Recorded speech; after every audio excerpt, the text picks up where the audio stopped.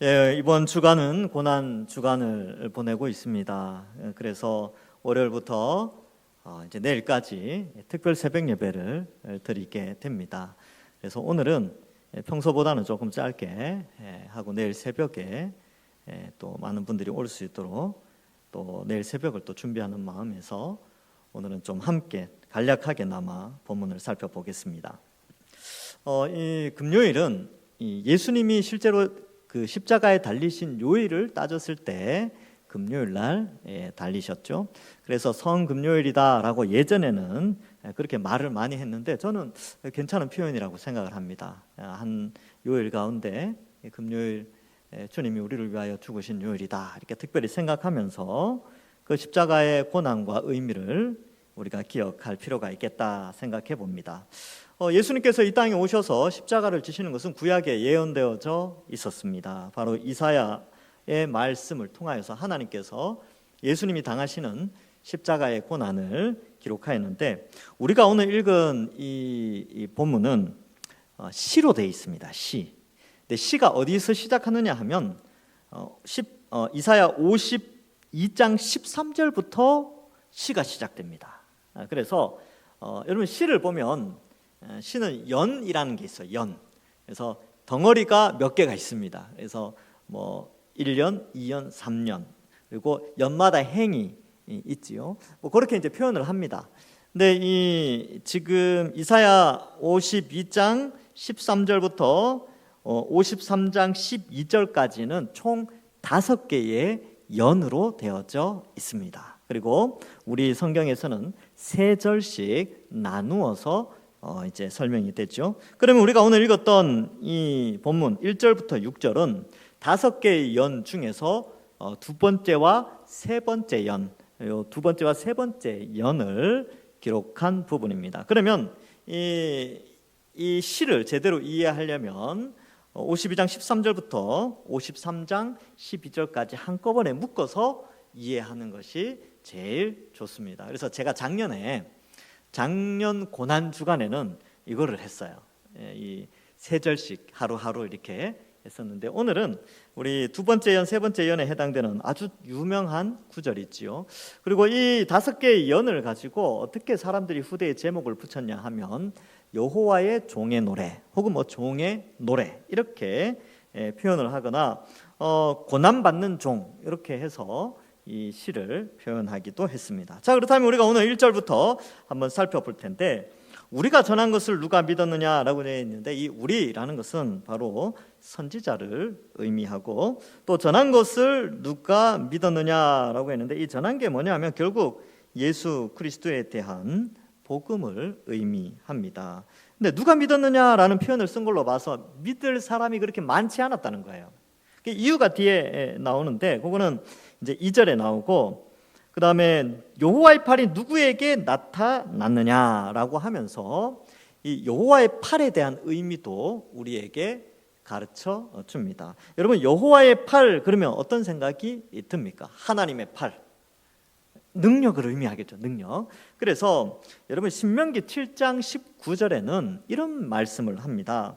내 하나님 여호와께서 너를 인도하여 내실 때에 네가 본 큰 시험과 이적과 기사와 강한 손과 편팔을 기억하라.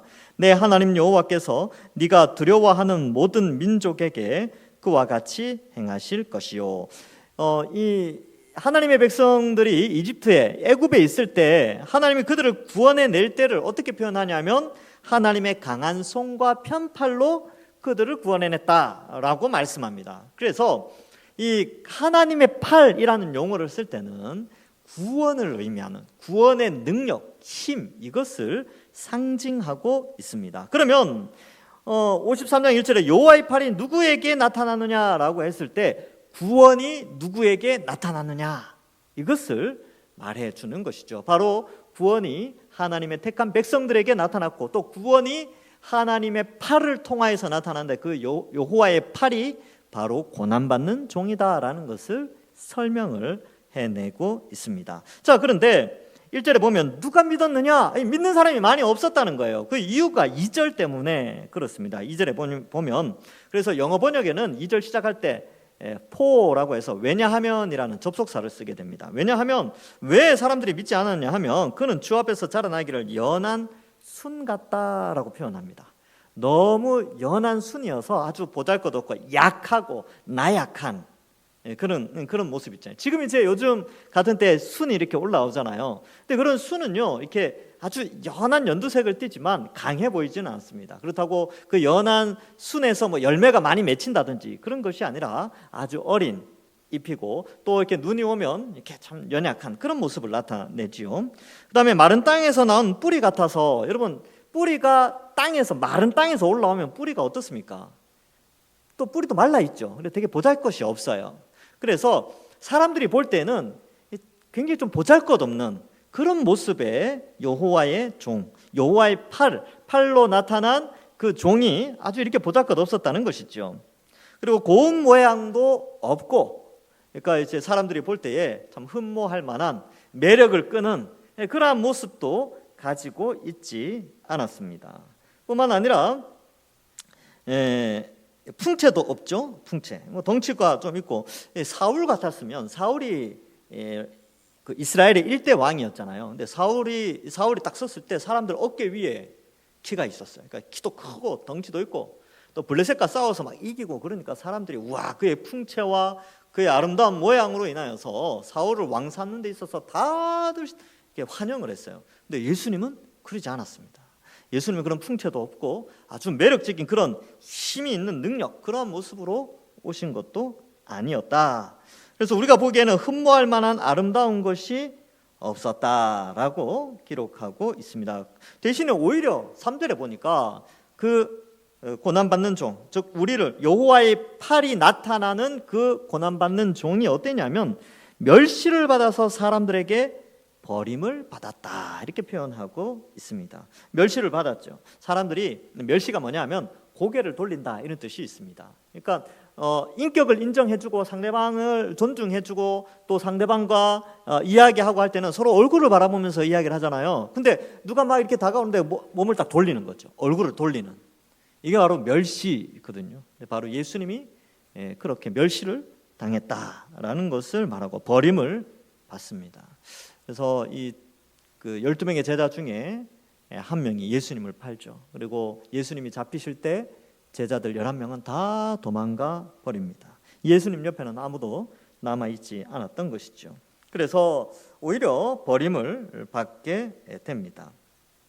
예수님은 기적으로 인하여서, 많은 이적을 통하여서 사람들을 많이 불러 모으고 또 그 당대에 많은 유대인들 사이에서 아주 인기 있는 그런 분이었지만 십자가 앞에서는, 고난 앞에서는 많은 사람, 대부분의 사람이 한 사람도 남지 않고 다 예수님을 멸시하고 버리고 도망가게 됩니다. 베드로는 어땠습니까? 3번이나 예수님을 저주할 정도로 예수님은 멸시당하고 외로운 이 십자가의 길을 걸어갔습니다.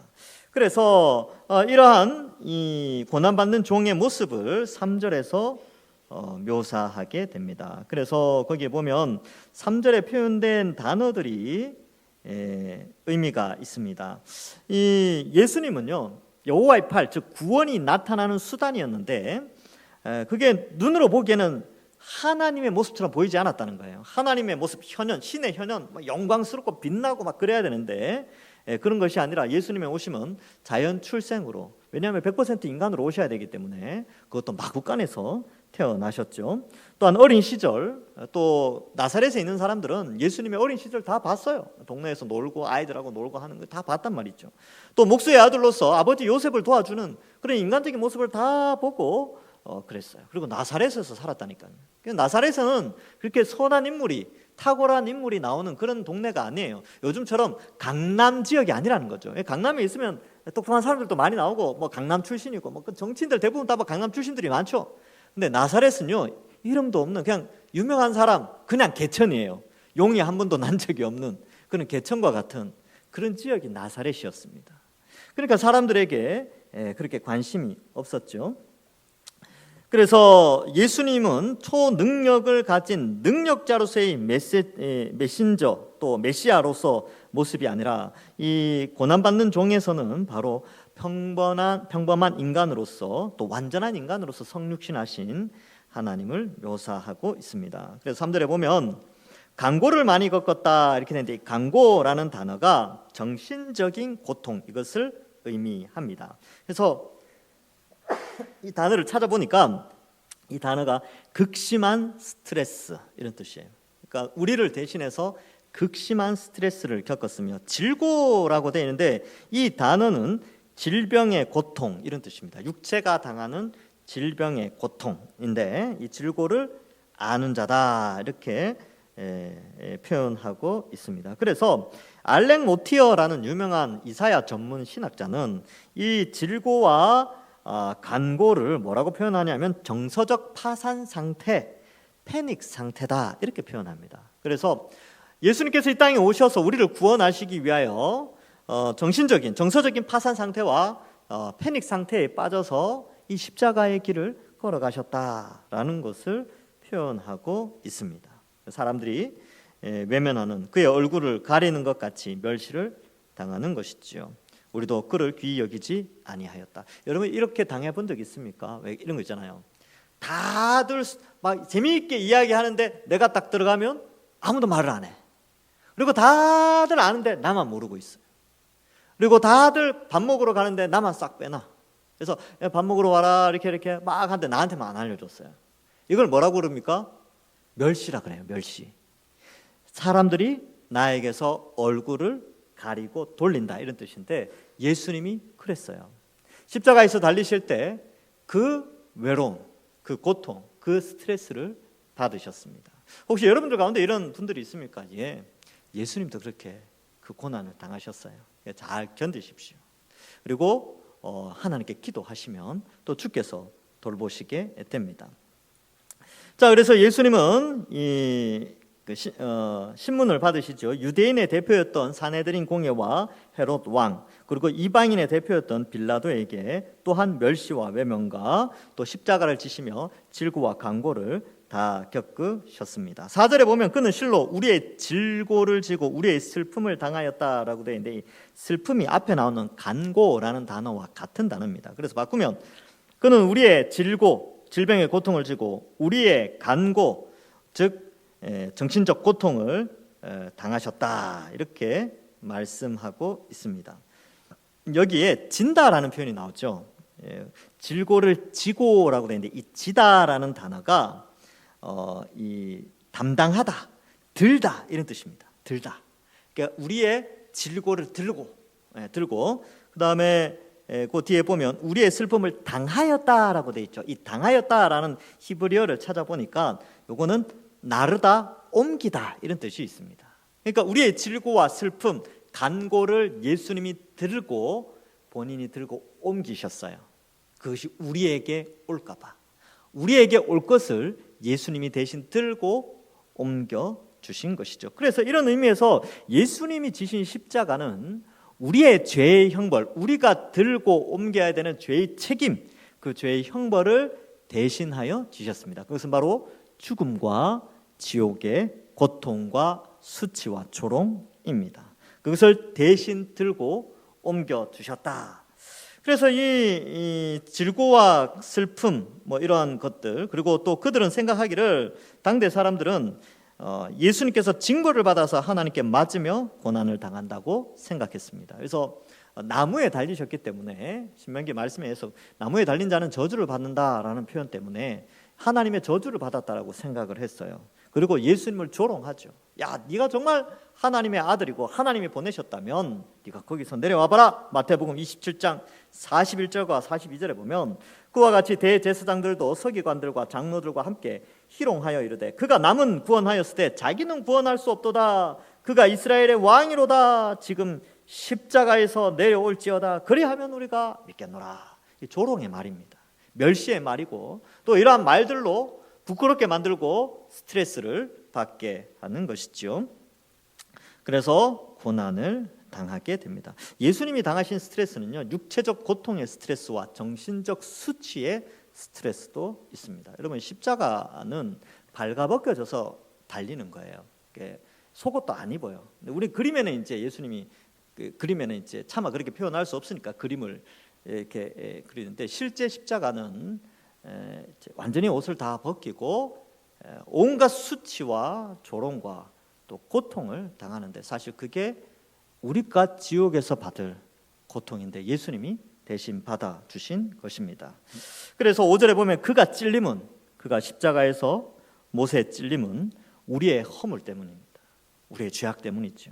그가 상함은 우리의 죄악 때문이라 이렇게 기록하고 있습니다. 그래서 에베소서 2장 1절에는요. 그는 허물과 죄로 죽었던 너희를 살리셨도다. 어떻게 살리셨냐면 십자가에서 우리를 대신하여 죄의 형벌, 지옥의 고통과 죽음과 참을 수 없는 수치와 조롱을 예수님이 대신 받으셨습니다. 그래서 그가 상함은 이렇게 되는데 제가 이제 단어를 한번 찾아봤어요. 찔린다라는 건 그냥 찔리는 거예요. 근데 상하는 게 뭘까 이렇게 찾아보니까 이 상한다라는 것이 주방에서 쓰는 용어예요. 이렇게 으깨다라는 뜻, 이렇게 음식 재료를 으깨다라는 뜻입니다. 그러니까 예수님이 으깨지는 거죠. 우리를 대신해서 으깨어져서 십자가에서 상하시는.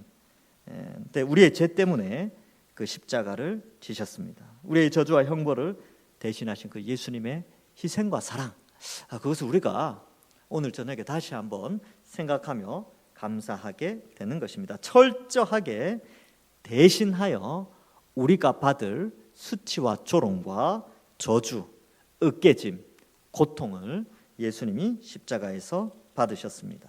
근데 그 예수님이 그 십자가를 지심으로 말미암아 우리에게 주어진 것은요, 공포와 불안이 아니라 평화였습니다. 그래서 너희에게 평안을 주노라. 예수님의 십자가로 우리가 받아 누리는 것은 하나님과 우리 사이의 화평과 성도와 성도 사이에 또 인간관계 속에서 참된 화평과 기쁨을 우리에게 선물로 주신 것입니다. 6절에 보면 우리는 다 양 같아서 그릇 행하여 각기 제 길로 갔다 이렇게 표현하고 있습니다.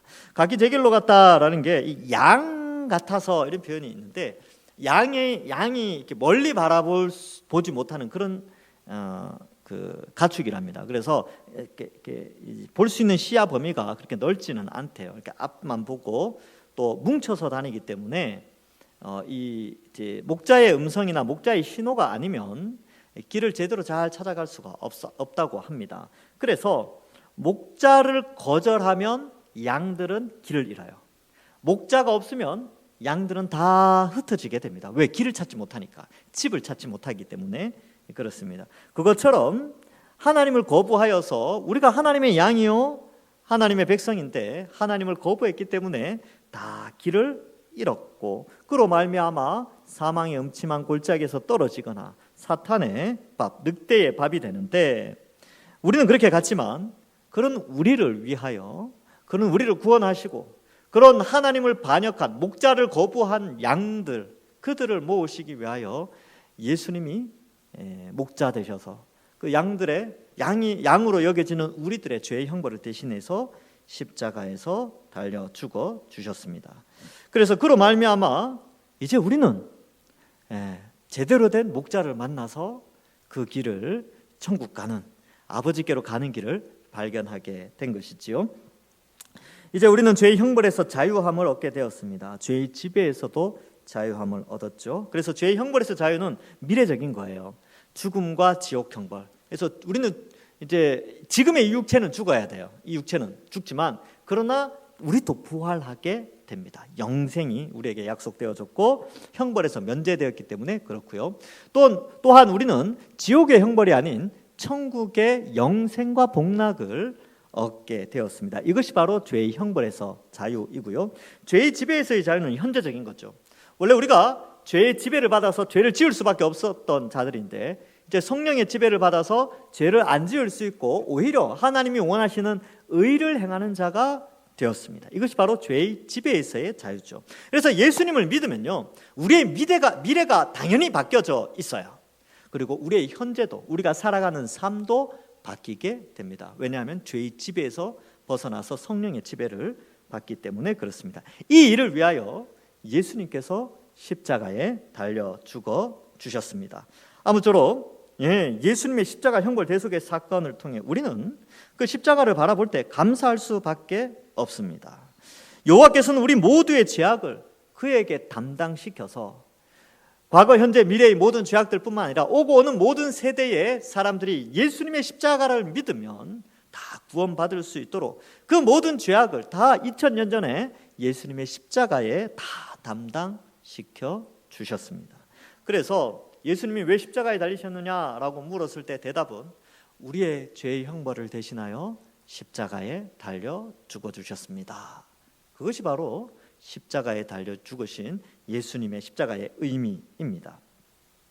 자, 그러므로 우리는 이 예수님을 다시 멸시하거나 버리거나 또 무시하거나 아니면 예수님을 인정하지 않거나 그렇게 사는 자들이 아니라 예수님이 우리의 구원자이심을 믿고 우리가 가진 믿음을 더욱더 굳건하게 해야 합니다. 우리의 죄의 형벌을 대신 지신 그 사랑, 그 삼위 하나님의 사랑, 특별히 예수님의 그 십자가를 기억하면서 우리는 이제 하나님의 백성으로서 또 선한 목자 되신 예수님의 음성을 듣고 구원의 길로 걸어가야 합니다.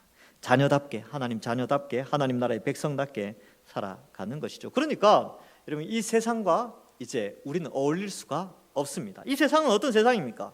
요한일서 2장 16절에 이는 세상에 있는 모든 것이 육신의 정욕과 안목의 정욕과 이생의 자랑이니 다 아버지께로부터 온 것이 아니요 세상으로부터 온 것이라. 우리는 십자가를 바라볼 때 이 세 가지를 이겨나갈 수 있습니다. 바로 육신의 정욕, 그리고 안목의 정욕, 그리고 이생의 자랑, 이 모든 것들을 버리며 거룩하게 살아가는데 바로 우리 십자가를 바라보는 것이 이러한 모든 세상을 이겨나가는 힘이라는 것을 말씀해주고 있습니다. 아무쪼록 우리의 죄의 형벌을 대신하여 2000년 전 십자가에 매달려 우리가 받아야 될 수치와 우리가 받아야 될 고통, 정신적인 스트레스, 그 패닉 상태, 그것을 예수님이 대신 다 받으시고 죽으셨습니다. 그러나 누구든지 그 예수님을 믿는 자는 그 우리가 받아야 될 형벌을 예수님이 다 받으셨기에 우리는 더 이상 형벌이 없습니다. 그 은혜 감사하면서 이제 믿음의 삶을 살고 이 세상의 악한 것들을 본받지 않고 거룩하게 살며 오늘 하루를 보내고요. 또 그러한 삶을 살아가는 자에게 부활의 영광이 있다는 사실을 믿고 믿음을 더욱 굳건히 하시는 모든 주의 백성들 되기를 주님의 이름으로 간절히 축원합니다. 기도하겠습니다. 하나님 아버지, 은혜를 감사합니다. 예수님이 이 땅에 오셔서 우리의 질고를 지고 우리의 강고를 대신 겪으며 슬픔을 당하여 또 그 십자가를 지셨는데 예수님의 찔림과 상함은 우리의 허물과 죄악임을 알고 예수님이 채찍에 맞음으로 우리가 화평과 또 나음을 입게 하여 주시니 감사합니다. 이제 이 죄악된 세상 가운데 예수님의 십자가 바라보며 더욱더 거룩한 삶을 살며 죄악과 싸워 승리하는 거룩한 삶을 살게 하시고 십자가 바라보면서 늘 감사하며 또 믿음의 삶을 다짐하고 살아가는 저희들 다 되게 하여 주시옵소서. 십자가를 지신 주님께 감사드리오며 예수님의 이름으로 기도하옵나이다. 아멘.